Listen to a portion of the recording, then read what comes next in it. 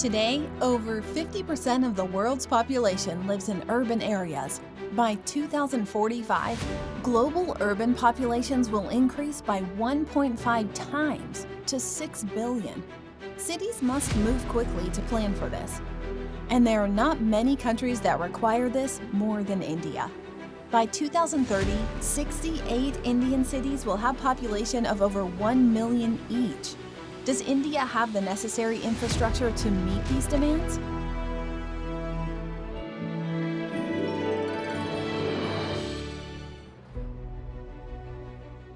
New Delhi, India's capital city. More than 27 million people live in and around Delhi, with about 700,000 joining annually. Volumes of people are flocking, increasing the pressure on housing. The capital's peripheries have been expanding, adding to this pressure. Delhi illustrates India's population's surge to its cities. So the scale is actually massive, far more than we can even imagine. I mean, we're talking about 56 million Indians actually living in cities as of today. But what is even more, poignant is the fact that by 2050, we're expecting this number to go up to 70%. Approximately 700 to 900 square kilometers of residential and commercial spaces will be required to house this increasing population. That's about the size of New York City or Singapore. Entrusting the development authority and real estate community to be more responsive. Gurugram, also known as the Millennium City, is located about 30 kilometers south of the national capital, New Delhi. Located in Gurugram, Experion decided to build Windchants to demonstrate a city with a shifting paradigm. In a 24-acre housing, you would need to do far larger densities and far more denser housing. But we decided to restrict it to a lesser density, and we tried to give as much green as possible and as spaced out units as possible. This new, spacious, and well-planned development was what some discerning buyers were looking for.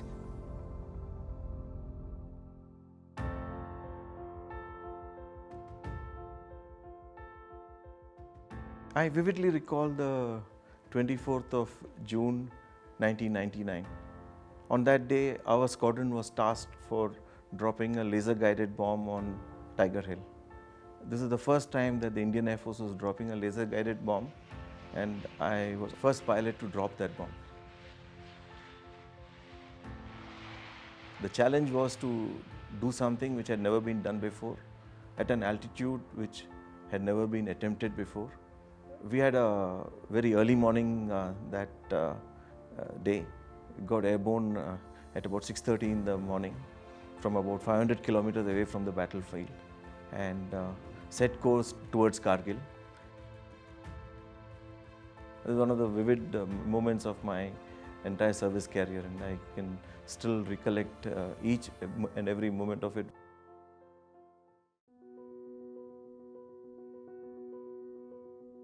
We were used to a life of luxury, especially in the last few years in the services before we retired. And therefore, we were looking for something which would sort of replace what we were leaving behind. That's how we stumbled upon Windchants. The space is actually mind-boggling. It's got 3 sides open, and wherever you look, you find the sky in front of you. The ventilation is excellent, and we're truly satisfied and happy living here. Windchants evolved to focus on what the community lacks today, to pioneer, to lead, an attempt to demonstrate a solution of designing spaces which resonate holistic living. Experion essentially stands for experience. Experience was catalyst, where we were talking about environment, we were talking about holistic living, we were talking about nature, we were talking about how to integrate all of that together. That is where the whole Experion evolved to develop a project like Windchants, which was like a dream come true.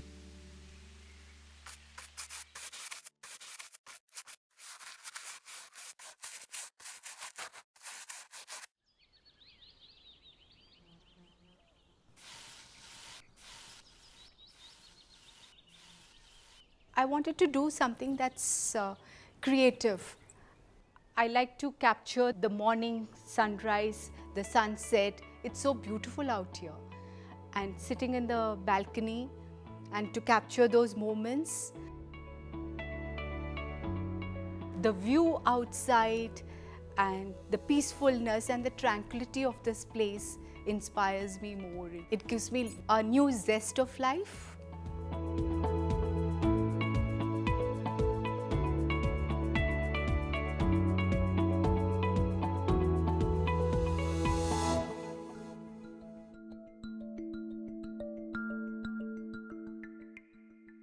Global temperatures are poised to rise by 1.5 degrees Celsius over the next 2 decades.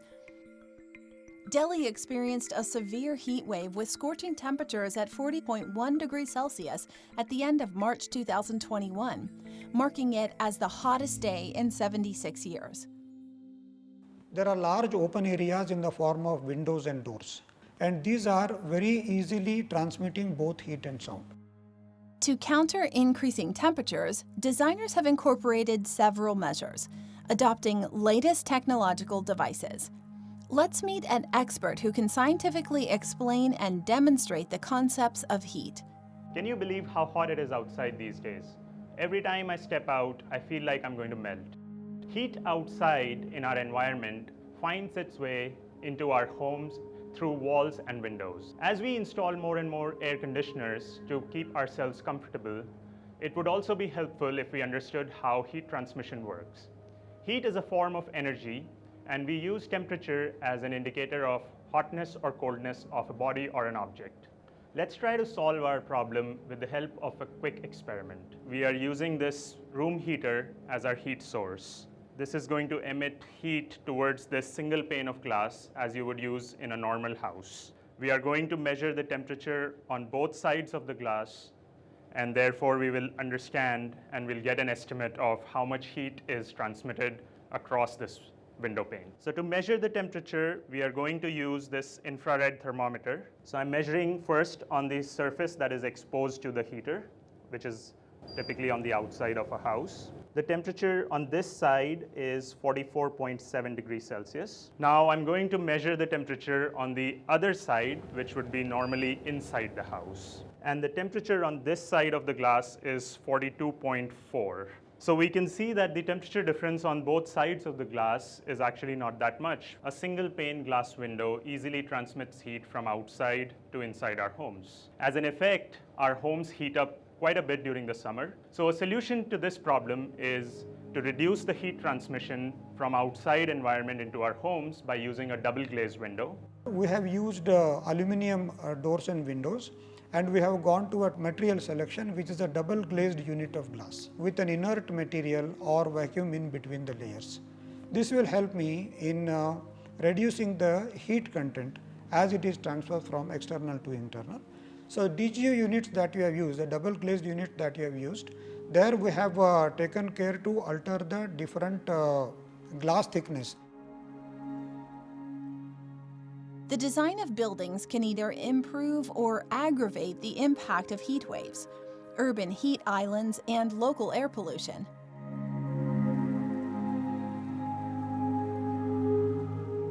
We are going to use a double glazed window to simulate the same effect of heating from outside and then measuring temperatures on both sides of it. So a double glazed window is made up of 2 layers of glass separated by a small gap that is typically filled with an inert gas. An inert gas is a poor conductor of heat. Therefore, we have increased the resistance to heat transfer from outside to inside, and which would in effect reduce the gain of heat during summer days, and also in a reverse way, it's also going to reduce the transmission of heat from inside the house to outside during very cold days. We have allowed the heater to run and heat this side of the glass to roughly the same temperature. We are going to make sure by measuring this temperature again.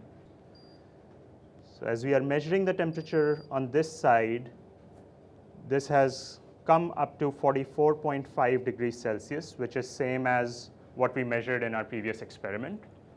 Now I'm going to measure on the other side, which is inside our home. And on this side, we are measuring now a temperature of 35.8 degrees Celsius. So we can see that this double glazed window reduces the transmission of heat from outside to inside in a significant manner as compared to a single pane glass window. Therefore, now we can rely significantly less on air conditioning use to make our homes comfortable. This is a transparent insulator which will help us save on electricity bills and also help the environment. But heat is not the only element residents living in large cities are exposed to. There are numerous health hazards of being exposed to noise for prolonged periods due to city sounds. Level of sound, or its loudness, is measured in decibels, or dB, and sounds over a certain threshold is considered as noise. A soft sound like a whisper is about 30 decibels. Be quiet. A normal conversation is about 60 decibels. Noise above 70 decibels over a prolonged period of time may start to damage your hearing, and loud noises that are above 120 decibels can cause immediate harm to your ears. And here's our expert with the concept of sound. Around the world, for peaceful living, the noise standards for residential areas are capped at 55 decibel. But if you are living in a large city, chances are there is a busy road not too far from your house, and the constant hum of the motor cars or the plane flying overhead invades the house and disturbs the peace. The tiny sized sound waves enter our house through the windows, doors, or even through the walls. One of the challenges that we had in construction, we had to ensure that sound insulation were properly taken care of. This project is in close proximity to the airport, therefore the decibel level is a matter of concern for the residents. This is an example of a tower block such as the one you might be living in. With this speaker, let us try to replicate the noise of a busy traffic road. I will use this decibel meter to measure the level of the sound or noise coming out. Let's play. As you can see, a reading close to the traffic is 113.7 dB, which is dangerously loud. Now, let's check the levels if we take the reading inside our house through this window.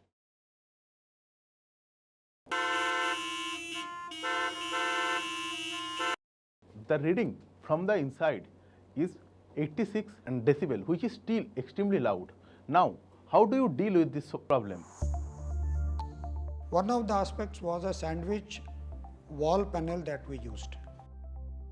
Our main condition was it has to be closer to the airport because our son is a pilot. Did you hear the sound while we were talking? The aircraft, you can't hear, and you can have a very peaceful sleep. It doesn't disturb us at all. Sound travels as mechanical wave that moves and transport energy from one place to another through a medium. The medium can be any series of interconnected and interactive particles. Let's understand it better through Newton's cradle, a device which consists of 5 metal balls. When the balls at the one end of the cradle pulls away and released, it strikes the next ball in the cradle, which remains motionless. But the ball on the opposite end of the row is thrown into the air, then swing back to strike the other balls, starting the chain reaction again in reverse direction. This continues till the energy is dissipated or used. However, when a damping material is placed between the last two balls, the last ball moves much less, representing the sound energy dissipating as it passes through a medium. This is the concept of soundproofing. Instead of a single wall, a sandwich panel can be used. The sandwich panel is composed of a 2-layer formed panel which is light, efficient and easy to install. This technique is widely used nowadays in the modular buildings. For sandwich walls, what we did was we used a concrete walls. We did use inner core of insulation material which was 80 mm thick with thin layers of concrete on either side. with 4 mm welded mesh and self-flowable concrete. Self-compacting concrete was used for this particular purpose.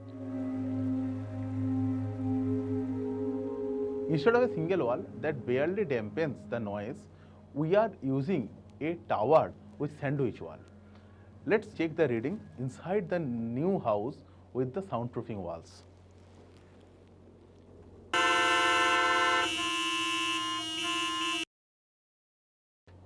It's only 58 dB. What this means is that you can spend quality time inside your house without any outside noise annoying you. The space really helps me to be more creative and to be more focused towards my work.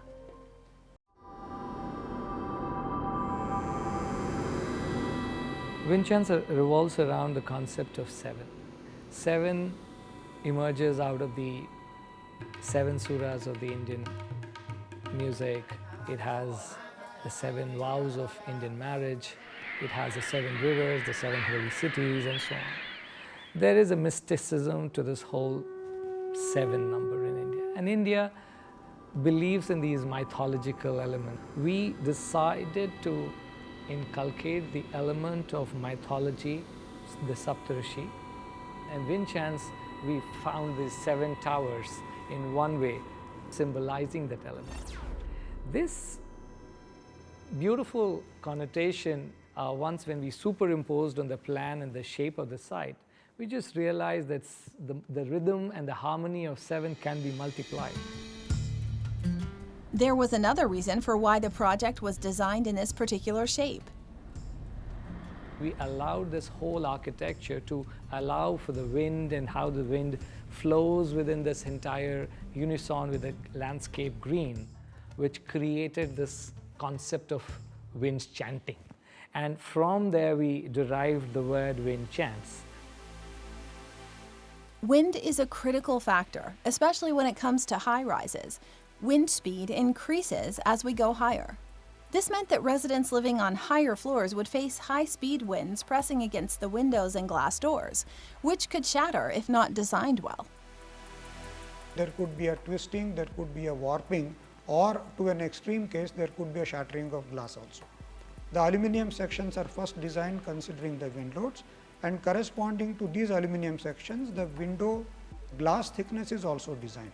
Whether it should be a 6 mm thickness or it should be an 8 mm thickness, what should be the gap in between, all these are based on the wind pressure which is coming. So this is how the wind pressure is catered for. While the higher floors had an abundant circulation of wind, it was the ground level that could have faced a scarcity. But the team found an innovative way to work around this.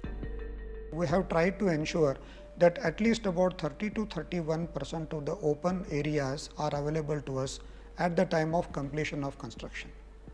Now these open spaces, along with the green spaces, created a free atmosphere so that there are no obstructions. That is how wind channeling is done. So wind is flowing in, wind is passing by, the towers are interspaced, landscape merges in between the whole story. It just becomes like a very unified architecture in true reality. When wind hits the structure in its path, the wind stream gets distributed above and around the sides of the structure. It changes direction and goes in the direction of least resistance.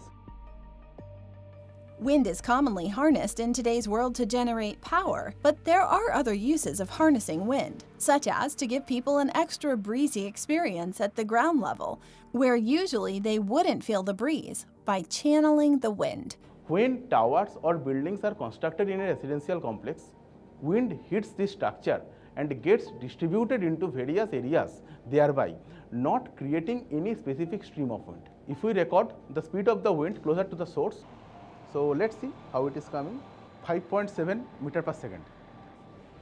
So let's record the velocity of the wind between the two buildings.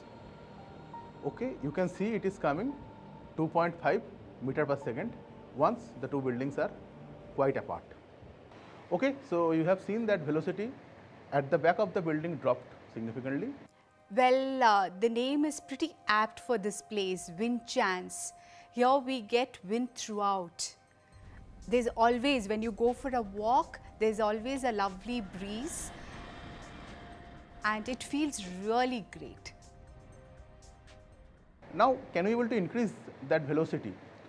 Yes, using the wind channeling and the Venturi effect, we can able to increase it. The Venturi effect was discovered 2 centuries ago by the Italian physicist Giovanni Venturi.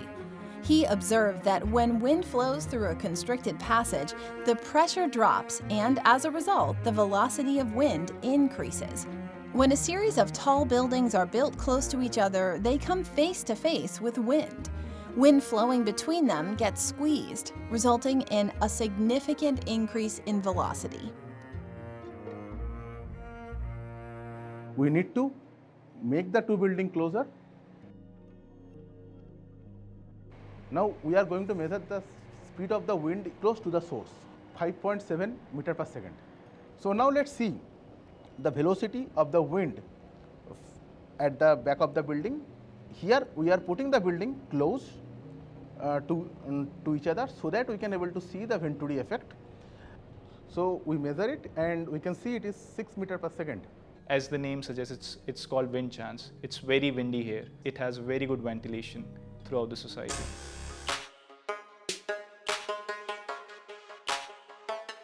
More and more people need to work and live in the same location. So we are finding a localization of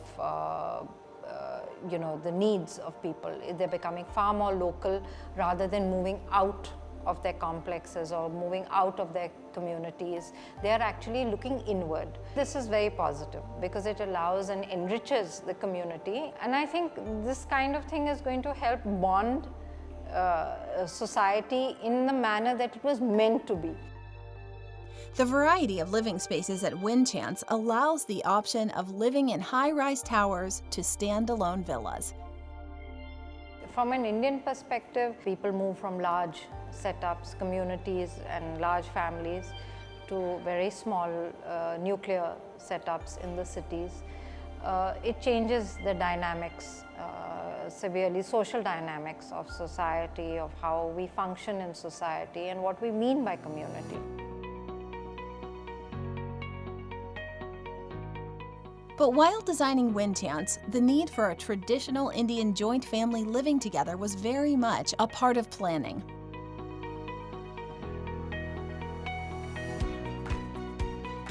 The duplexes at Windchants give the residents the experience of living in traditional multi-level homes, yet enjoy being a part of the community.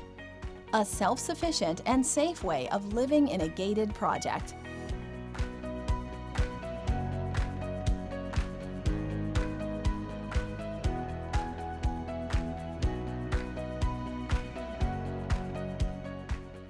And above all, Windchants is resort living in the middle of a city.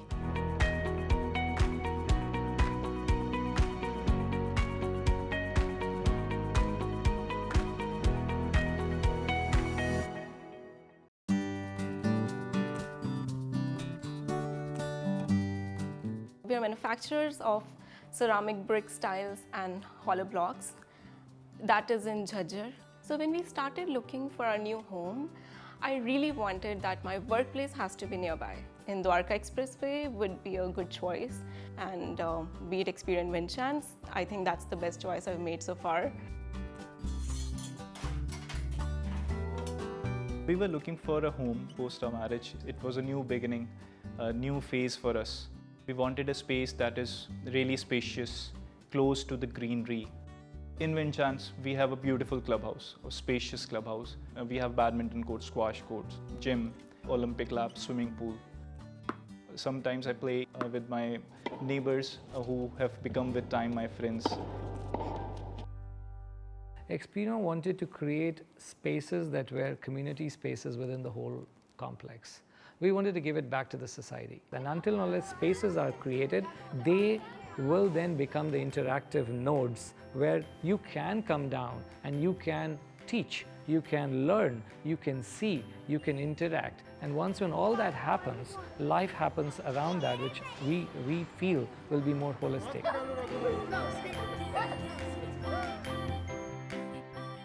So we actually planned this when we see kids here in the society playing different sports. We actually could, think that when we have kids in future, they'll have this good time, with other kids, and we'll be secured that we are in a gated community. So we both have lived in a house and we haven't experienced this ourselves.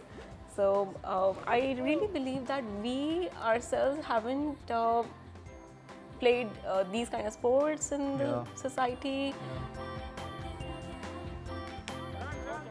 They'll also have a life. They won't be hooked to electronic gadgets. So the other day there was this skating teacher that had come, and they were like, the entire society kids were learning skating together. It's Culmination of all that is it actually fitted all our parameters. It filled everything. In fact, it came out to be more than what we asked for.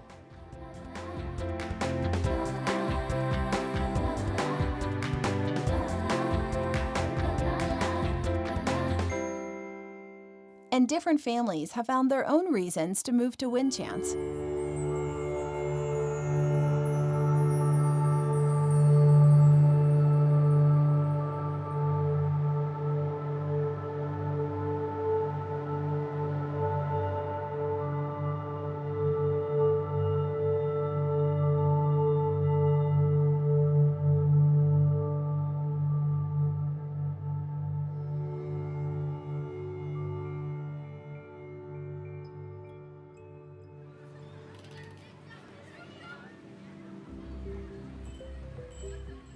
I have actually done multiple roles. Two of them were major country head and business head roles. The last role was for about 5 years I was into a global role. So back in 2012 when I was heading a company which was into building management system, I learned that there is a builder from Singapore who is building a residential building here in Gurgaon. And the specifications were amazing. Air conditioning, chiller plants, security surveillance systems, and the whole construction material including fire doors. When I compare them, they were all in, I would say, international standards. And I thought this should be some commercial building. And when I learned this is residential, this is how, researched a little more, and then we thought of buying this property. We have seen the construction from the excavation till this was handed over to us. And that's how we ended up as a first family, landing up in this project. So beauty of Windchants is different cultural groups, 100+ ladies, and all are active. We did so many things in the past like Dandiya night, Christmas night, Holi, Diwali.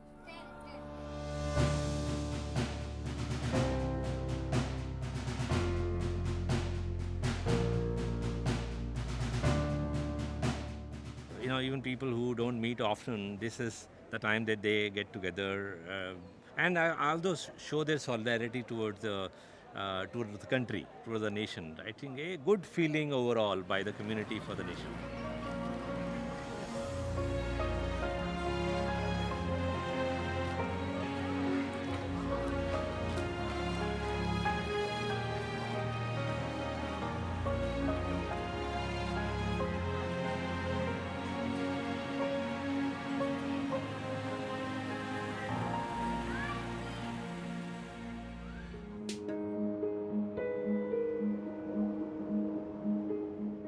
Delhi is one of the largest growing megacities of the world. In fact, not just in India, but even globally. The United Nations says that 2028, it's going to be larger in terms of population size than even Tokyo, which is one of the densest cities in the world. That actually puts a huge amount of pressure on its existing infrastructure. Living little off from the main city, although not too far, it's like everything is half an hour from here. In Delhi, for example, if you live for so many years, although you believe that you're not missing anything, actually I believe we are missing everything. Because you are in a city, but you are not observing anything. You are also self-engrossed all the time. You have no time to look outside. When we moved here, I think that's what I started observing in myself, that I have become more observant. And I think that's how I am getting more and more involved to just focus on capturing nature. This one looks like a brown crochet. In Windchants alone, I was able to capture about 31 birds in last couple of months. The first impression is that, wow, I got it.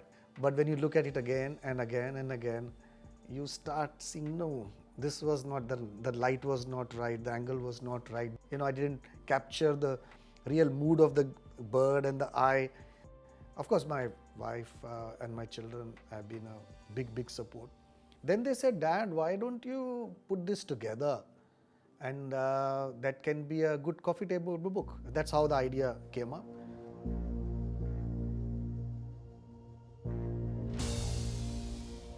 When we set about the construction, about the entire 2.8 million square feet in one go, there was one specific design aspect that was to be accommodated.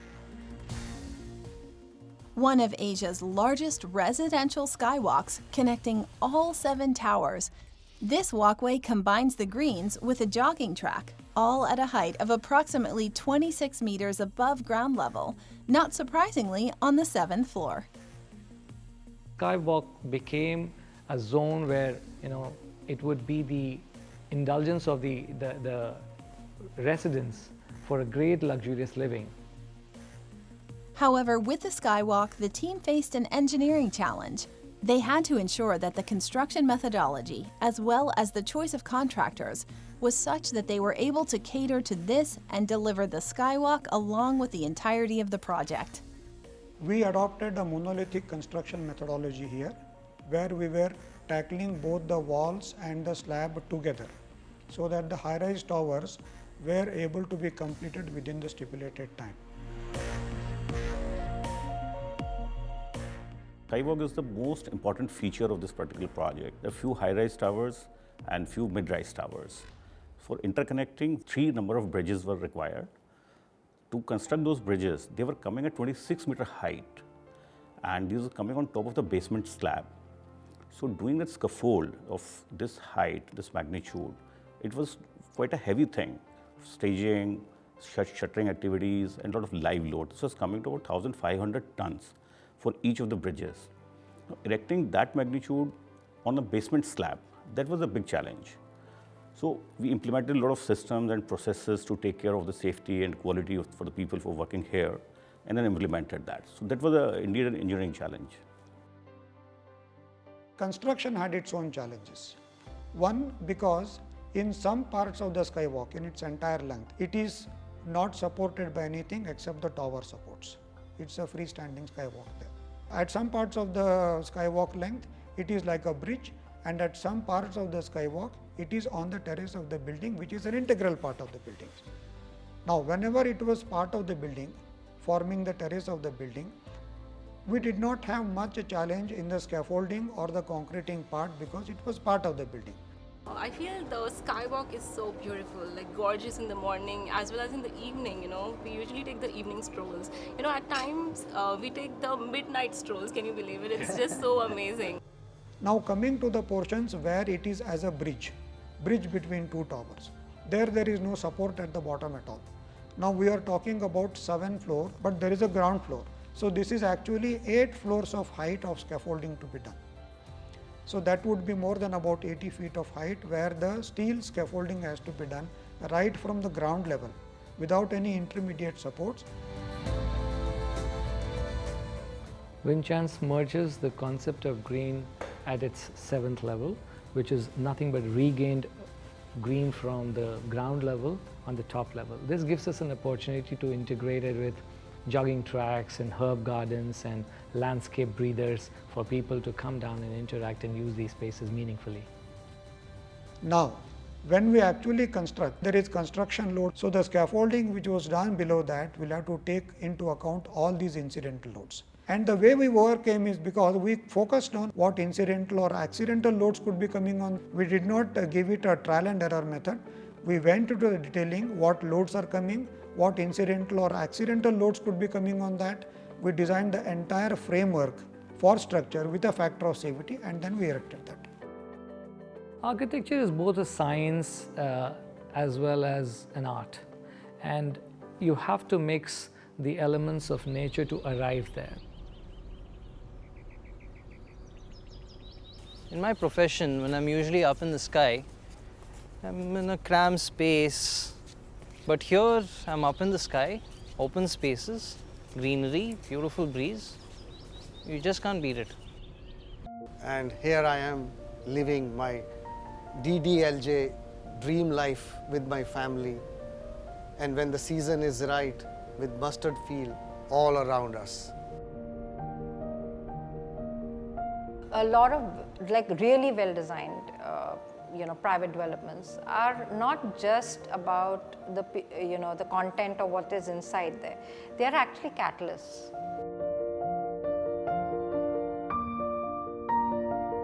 Right now, you can see the view outside.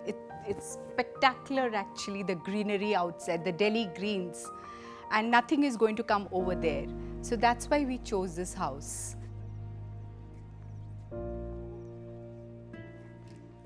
Varunji, I remember a time when reaching office in 1 hour was an impossible task. Looks like working for you, right? Yeah, it is, Okay. actually. It's good to know you paint, huh? Space inside, outside, right side and left side. You see?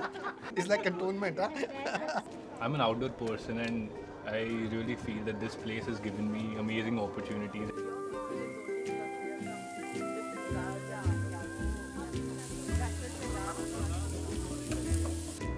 Nice, no? Smells good. Feel relaxed. Very nice.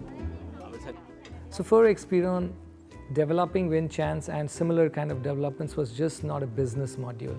It was the beginning of a new renaissance, creating an example for the real estate to follow if possible. When private development starts to look at itself and looks away from being the tallest and the brightest and the most glittering, and starts looking at the quality of life that it's actually producing within itself, then yes, it starts to mean something so important, because it will actually be a precursor to anything which is built in the public realm, because that's what people will want.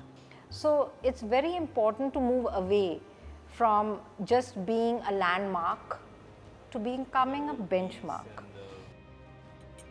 Nature in terms of I would say this is really kind of dream come true. Yeah, it's been a blessing.